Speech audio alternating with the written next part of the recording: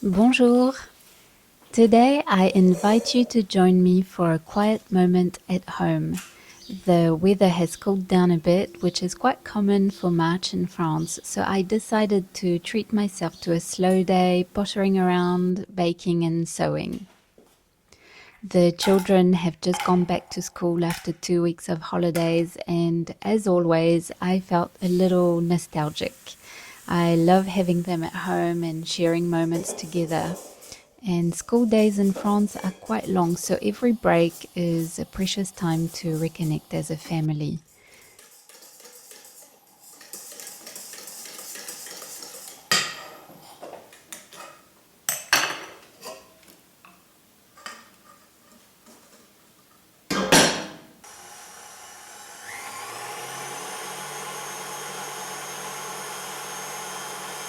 To ease back into our routine, gently I decided to organize a little spring goûter for the children and some of their friends over the weekend. I started by making meringues using the Swiss method. They're easy to prepare, they keep well, and they're always a favorite. In a recent video, I showed you some shell-shaped meringues, and I received a few questions about how to recreate them. So here is my technique. I use a silicone Madeleine mold and a piping bag to form the shell shape. You can use any round silicone mold. This will just help to create a little hollow inside, perfect for filling with whipped cream and jam later.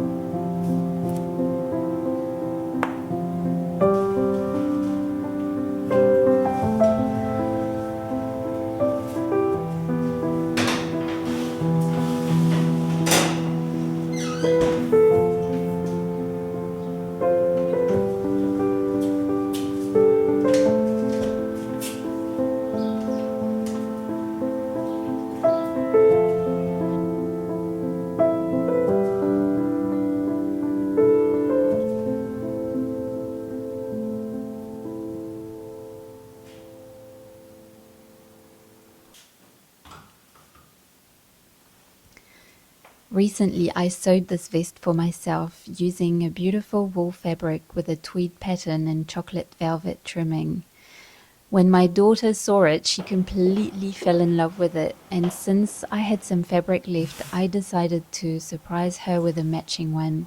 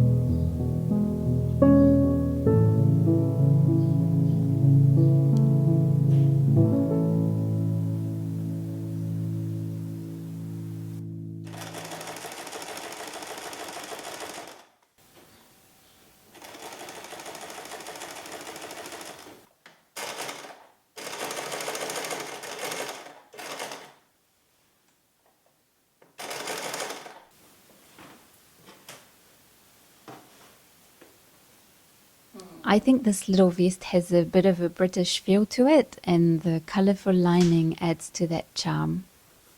Taking the time to sew by hand, carefully stitching the fine details, and imagining my daughter wearing it made this such a satisfying process. I love the idea of making something special for her and that she will wear and treasure, knowing it was made just for her. I knew that ties like on my version wouldn't be most practical for her, so I replaced them with buttons, but I still wanted to add a little bow somewhere. For the lining, I used a gorgeous William Morris cotton fabric that I've been holding on to for years. I actually bought it when I was living in New Zealand, so that was quite a while ago now, and I'm so happy I finally found the perfect project for it.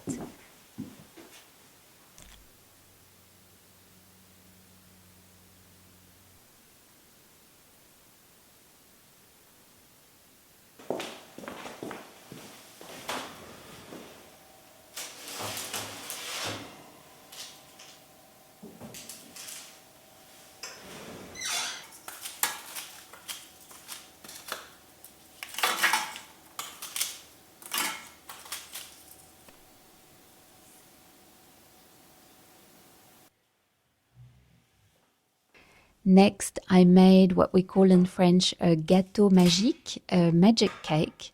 It's a cake that requires only one batter, but once baked, forms three distinct layers: custard, cream, and sponge. For the flavor, I used Pralines rose, a French delicacy created in Lyon in the 18th century. They're candied almonds coated in a beautiful, rich pink caramelized sugar. A magic cake is easy to make, but you have to be careful with the texture of the batter. I've shared the recipe in the description box, and here you can see how I gently fold in the eggs, breaking them softly against the side of the bowl. Just enough to combine, but not too much, as keeping small chunks is key.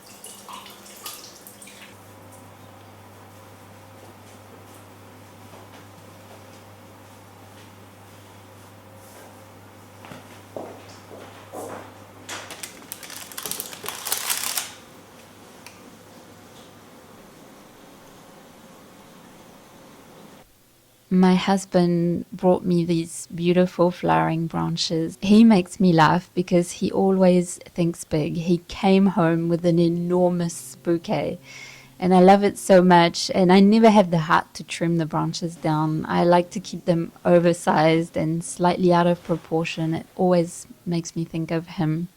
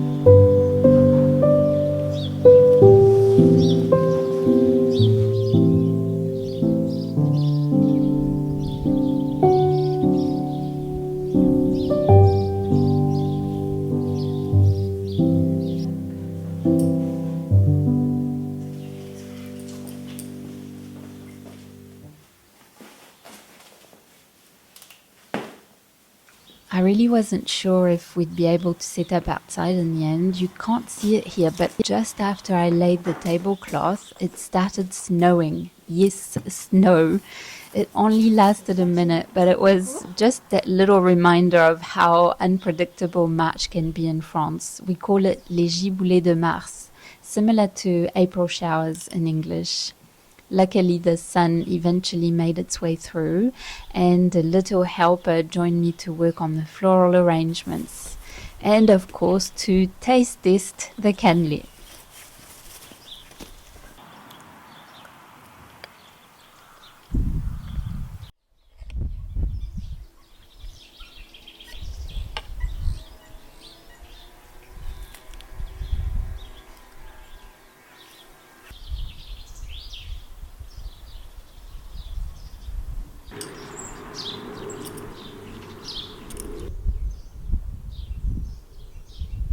We had such a lovely afternoon together, soaking in these simple, heartwarming moments.